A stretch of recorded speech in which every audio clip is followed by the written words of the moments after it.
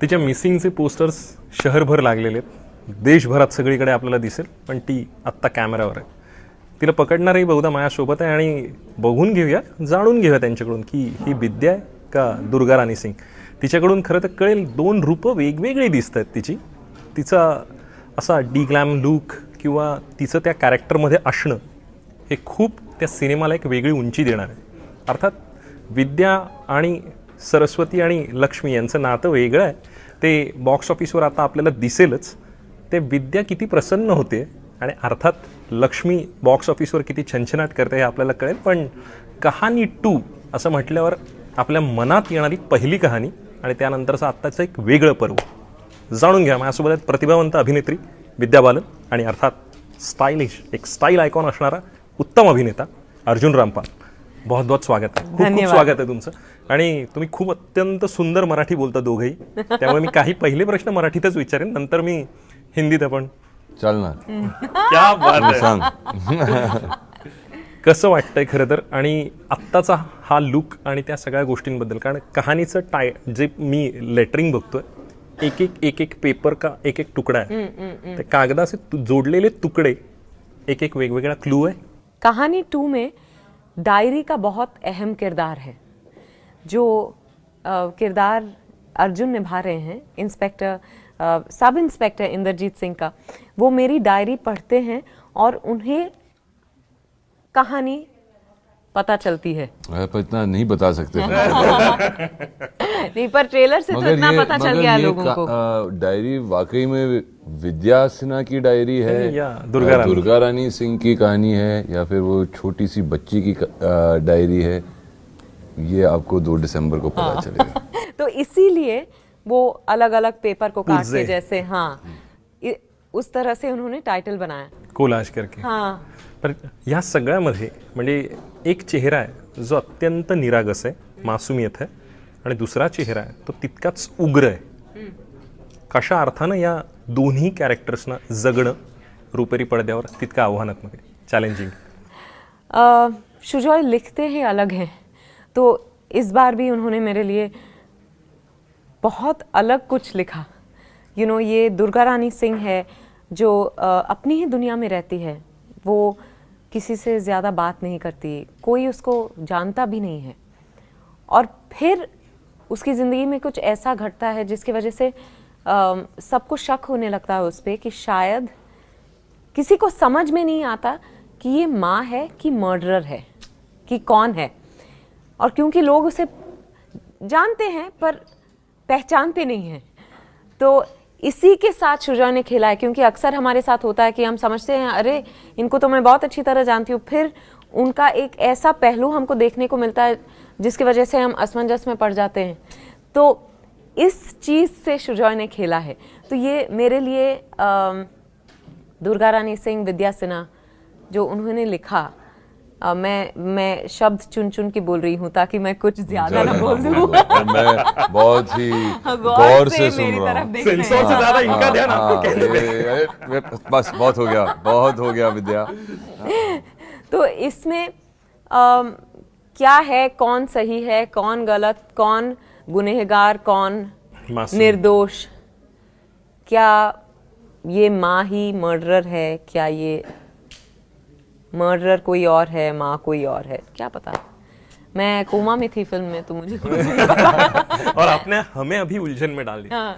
पण अर्जुन, ह्या सगळ्यामध्ये एकीकडे रॉक ऑन तितकाच खऱ्या अर्थानं वेगळ्या अर्थाचा रॉक ऑन करतोय, आणि आत्ताचं इंद्रजीत, कशा अर्थानं ही दोन वेगवेगळी पात्र आणि आत्ता येताना प्रेक्षकांसमोर मनात. जब रॉक ऑन तो मैंने ख़त्म कर दी थी पिक्चर, जब तक मैं कहानी 2 तक पहुंचा, मगर कहानी 2 और के बीच में मैं एक दूसरी फिल्म कर रहा था, डैडी, जो अरुण गावली पे, और उसमें मेरा किरदार अरुण गावली जी का है, और इसमें मेरा किरदार एक पुलिस ऑफिसर का था. तो दैट वाज वो काफ़ी वो ट्रांजिशन, स्विच ओवर लाना बहुत स्ट्रेंज था. सडनली में वर्दी पहन लिया मैंने, क्लीन लुक, और मगर आसान हो गया था काम, क्योंकि जब लिखी अच्छी गई होती है कैरेक्टर, और जब एक डायरेक्टर जैसे कि सुजॉय हैं, उतनी क्लैरिटी होती है उनके दिमाग में कि किस तरीके से आपको पेश किया जाए, किस तरीके से आपको एक अच्छा सुर जो होता है आपके परफॉर्मेंस का, वो उसकी जो शुरुआत है किस तरीके से और वो करें। सुर पकड़ना और मिलना वो भी सुर, बहुत है। हाँ, सुर आपको वहाँ पर लाके छोड़ना, फिर आपको भी एज अ एक्टर कुछ तो करना पड़ता है। हम रोबोट्स तो हैं नहीं, अगर तो हम लोग भी वहाँ से लेके फिर कुछ ना कुछ करते रहते हैं। और आई थिंक 4-5-6 दिन में वो कहीं ना कहीं अपने जहन में बैठ जाता है और suddenly you start finding a new character. पर आपको जब पता चला कि कहानी वापस दोहराई जा रही है और विद्या करेगी या दुर्गा रानी सिंह करेगी, स्क्रिप्ट लेके जब या अप्रोच किया था, तब आपको क्या जहन में था? और आपने जब मन में ये स्क्रिप्ट पढ़ा था तब दुर्गा रानी यही थी, और क्या अलग आपने वो होगा भी तो वो बताएंगे नहीं। नहीं, मैं बिल्कुल आपको सच बताऊंगा कि मैं सुजॉय को काफ़ी सालों से जानता हूँ, और जब उन्होंने मुझे फ़ोन किया था इस कहानी 2 के स्क्रिप्ट के लिए, मुझे पहली बात नहीं पता था कि ये कहानी 2 बन रही है। वो बोले कि मेरे पास एक सब्जेक्ट है, एक कहानी है जिसको मैं तुम्हें सुनाना चाहता हूँ। तो मैं बोलता मैं सुनता नहीं हूँ, मैं पढ़ता हूँ इसे। नहीं, मगर ये मैं तुम्हें सुनाना ही चाहूँगा, क्योंकि वो चाहते थे कि जब वो पढ़ रहे हैं तो मेरे क्या रिएक्शंस हैं, क्या मैं कुछ पकड़ पा रहा हूँ, नहीं पकड़ पा रहा हूँ, किस तरीके के सवाल कर रहा हूँ उनसे। और उस दौरान मुझे नहीं पता था कि विद्या इस फिल्म में है, ओके, लेकिन मेरे मन में सिर्फ विद्या ही चल रही थी, जब वो नरेट भी कर रहे थे, क्योंकि मुझे नहीं लगता था कि कोई दूसरी एक्ट्रेस ये किरदार निभा सकती है। तो वो तो मैंने फॉर ग्रांटेड ले लिया। और कहानी उनके बगैर वो एक सर्कल कंप्लीशन नहीं हो। नहीं, और मैंने ग्रांटेड ले लिया था, मगर मुझे नहीं पता था कि इस स्क्रिप्ट का टाइटल है कहानी 2। उन्होंने टाइटल ही नहीं बताया था मुझे, तो he just narrated to me the story. और इतनी खूबसूरत स्टोरी थी कि मैंने उन्हें बोला तू उठ जा, और जैसे कि वो मैं उसको घर के बाहर फेंकने वाला हूँ, मैंने आई हग्ड सुजॉय, आई सेड कि I think this is one of the most beautiful stories I have ever heard. और मैंने और and I am really really happy I am on.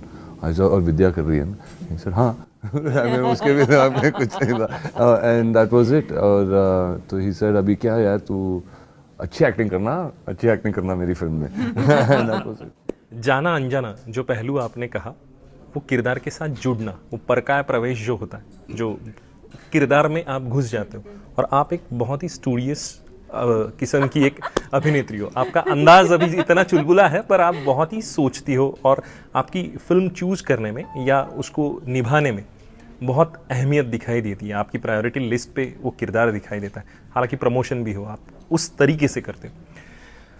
कितना एज ए एक्टर तो वो हर रोल में उस घुस जाना, पर ये विद्या और कहानी एक अपना दायरा लेके आपके साथ जी है, तो ये वापस एक दोहराया जा रहा है, तो ये पर्व आपके लिए कितना अहम था अभी? बहुत अहम है, क्योंकि कहानी को इतना प्यार मिला, और कहानी के तुरंत बाद लोगों ने हमसे कहा कि कहानी 2 क्यों नहीं बनाते। और सुजॉय बहुत सारे आइडियाज़ लेकर आए मेरे पास, पर तभी कुछ जमा नहीं। मैंने आपको थोड़ी देर पहले ही बताया। और फिर जब सही कहानी मिली हमें कहानी 2 के लिए, तो हमें भी लगा कि हाँ, अब हिम्मत करके हम कहानी बनाएंगे। ये कहानी मेरी ज़िंदगी का बहुत अहम फिल्म रहा है, क्योंकि कहानी ने मुझे इतना सराहाया है। हाँ, इतना दिया, लोगों का प्यार हो, अवार्ड्स हो। बस अभी भी जहाँ भी मैं जाती हूँ लोग कहानी की बात करते हैं, तो मुझे खुशी इस बात की है कि ऐसी एक कहानी सुजॉय ने लिखी जो कहानी 2 बन सकती थी, और हमने उतनी ही मेहनत से या फिर थोड़ी ज़्यादा मेहनत से हमने ये फिल्म बनाई है। और उम्मीद बहुत जुड़ी है इस फिल्म से, जैसे कि हर फिल्म के साथ जुड़ी रहती है, पर आई थिंक लोगों की भी उम्मीदें जुड़ी हैं इस फिल्म से, क्योंकि सब देखना चाहते हैं कि ये कहानी 2 क्या कहानी 1 जितनी अच्छी होगी। एक्सपेक्टेशंस बढ़ जाते हैं। हाँ। जब भी मेन स्ट्रीम में हम देखते हैं डीग्लैम लुक में आना कोई एक्ट्रेस पसंद नहीं करते, उस वक्त वो किरदार जीना पर्दे पे और वो डीग्लैम लुक अपनाना, आप कैसे उस चीज़ को मद्देनज़र रखते? मुझे तभी मज़ा आता है जब मैं एक किरदार को एक अलग रूप दे पाती हूँ, क्योंकि मैं एक इंसान हूँ। हर फिल्म में मैं अगर विद्या बालन की तरह ही दिखी तो फिर कोई मज़ा है नहीं। तो अगर थोड़ा कुछ करके मैं अलग दिख सकती हूँ हर किरदार में, तो वो मेरे लिए बहुत एक्साइटिंग हो जाता है। तो मेरे लिए ग्लैम डी ग्लैम ये सब कुछ मायने नहीं रखता। अगर शुजा ने कहा कि मुझे एकदम नेचुरल लुक चाहिए, जैसे कि पहाड़ों में लड़कियां रहती हैं, किसी किसी का स्किन ड्राई होता है, तो ड्राई स्किन पे भी हमने काम किया। तो ये सब मेरे लिए एक्चुअली ये कोई बड़ी बात नहीं है मेरे लिए, ये एक्चुअली एक टूल है एक इंसान को जीवित करने के लिए। क्या बात है। मुझे लगता है कि इस वजह से आप स्मिता पाटिल का एक जो आइकॉनिक फिगर हमारे जहन में और मराठी ऑडियंस में वो एक अलग जगह है उनके लिए। तो जैत्रे जैत हो या बहुत सी मराठी फिल्में या आक्रोश जैसी बहुत अलग फिल्में उन्होंने की है, तो मुझे लगता है कि भूमिका जैसी एक फिल्म है जो मुझे लगता है कि आप उस तरह की उस किरदार के साथ या उस प्रतिमा के साथ आप मेल खाती हो। Oh wow, thank you. और अर्जुन, आपको अगर सच में आप बहुत ही, मुझे लगता है कि कैलकाटा के इसमें कुछ आपने प्रैंक वैंक किया था या कुछ ऐसी चीज़ हुई थी कैलकाटा के शूट पे, उस सेट पे, कि आपने कुछ बहुत वो किस्सा मैं आपसे, आपके मुंह से या विद्या जी के मुंह से जानना चाहूँगा। मैंने प्रैंक किया था, ऐसा सुनने में आया था। ये प्रैंकस्टर तो ये है। नहीं नहीं, बिल्कुल नहीं। मगर हम लोग हंसी मजाक तो करते रहते हैं सेट पे। क्या कभी कभी आप फिल्म करने जाते हो और सब्जेक्ट या एक सीन सबसे बहुत ज्यादा मस्ती कौन करता है? नहीं, क्या होता है कि कभी कभी एक सीन इतनी सीरियस हो जाती है, you know, and it's a serious scene, तो इतना उस तरीके का आपको एनर्जी डालना पड़ता है। तो जब कट बोलते हो तो आई थिंक विद्या ऑल्सो वही करती है, और मैं भी उसी में बिलीव करता हूँ कि उस टाइम पे आपको सोचना नहीं चाहिए, यू नो, आपको एकदम रिलैक्स हो जाना चाहिए, you know, it's like the time कि आप ब्रीथ करो, फ्री रहो। तो वो टाइम थोड़ी बहुत हम लोग हंसी मजाक कर लेते थे, एक दूसरे के ऊपर प्रैंक्स खेल लेते थे। और विद्या उन्होंने पीछे से आके मेरी टांग पकड़ी इस तरह और भौंक रहे थे, तो मुझे लगा कुत्ते ने मेरा मगर वो कुत्ता नहीं था, वो मैं था। पैर पकड़ लिया था। पर आप दोनों यानी किस मेथड पे, यानी मेथड एक एक्टर जो होते हैं, उस स्टाइल ऑफ एक्टिंग पे बिलीव करते हो, या किरदार को खुद ढूंढना, या डायरेक्टर के हिसाब से वो काम करना, किस तरह पे आप बिलीव करते हो? या टेक पे टेक हम मेरे एंगल से, डायरेक्टर के एंगल से, या और कुछ हम लोग ट्राई आउट करें उस पर बिलीव करते हो? मेरा कोई मेथड नहीं है क्योंकि मैं ट्रेन्ड एक्टर हूँ नहीं, पर मुझे उस इंसान को जानना अच्छा लगता है शूट के पहले। और आई थिंक आजकल जिस तरह से फिल्में बन रही है, सेट पे आपको वो छूट नहीं मिलती कि आप डायरेक्टर के साथ, राइटर के साथ बैठ के डिस्कस करो कि ये किरदार सोचता कैसे है या फिर इस सीन में क्यों ऐसा कर रहा है। तो वो सब प्रेपरेशन हमको पहले ही करना पड़ता है।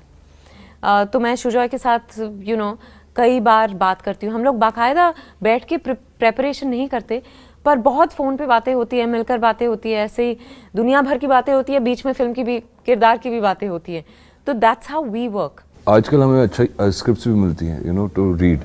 तो जब आपका स्पेयर टाइम होता है, आप पढ़ते रहो, तो उसमें आइडियाज़ आपके आते रहते हैं, यू नो, कि इसको कैसे करना चाहिए, क्या करना चाहिए। ऑफ कोर्स फिर आप कभी कभी एक सेट पे जाते हो और आपने तय कर दिया कि मैं इस तरीके से इस सीन को अप्रोच करूँगा, मगर सडनली एक Vidya can give you suggestion कि यार इसको अगर आप, you know, do something like this, एक, यू नो, ताला खुल जाता है आपके दिमाग में से, you can do something very differently.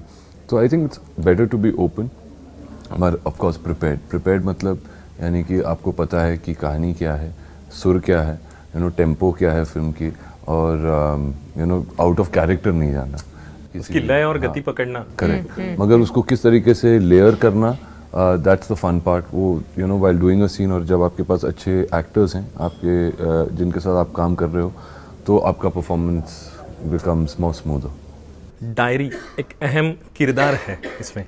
तो अगर एक दूसरे की डायरी अगर आज की तारीख में आपको मिल जाए, तो आज का दिन या कुछ ऐसे चुनिंदा पल हमारे साथ शेयर कर पाओगे? डायरी क्योंकि जब भी मैंने डायरी लिखी है, मैं बहुत तकलीफ में पहुंच गया हूँ, तो मैंने डायरी लिखना ही बंद कर दिया। अच्छा, मैं अभी भी लिखती हूँ। हाँ, लिखती हो? हाँ, बस लॉक एंड की में, नहीं, तिजोरी में। ऐसा कुछ नहीं लिखती जिससे मैं फंस सकती हूँ। मैं सिर्फ यही लिखती हूँ कि आज मैं कहाँ गई, क्या किया मैंने, पर इमोशंस जो है कभी मैं उसमें एक्सप्रेस नहीं करती। आई थिंक ये कुछ चीज़ें, यू नो, एक्टर होने से ना आपको थोड़ा डर लग जाता है कि किसी के हाथ पड़ गया तो फिर प्रॉब्लम में क्योंकि फंस मैंने जाएंगे। सुना कि शायद आप ऑटोबायोग्राफी आपकी आ रही है या ऐसी खबरें उड़ती उड़ती। ऑटोबायोग्राफी के लिए तो बहुत देर है अभी, पर अभी वो विद्या 1 पे काम कर रही है, विद्या 2, विद्या 3, विद्या 4 आएंगे।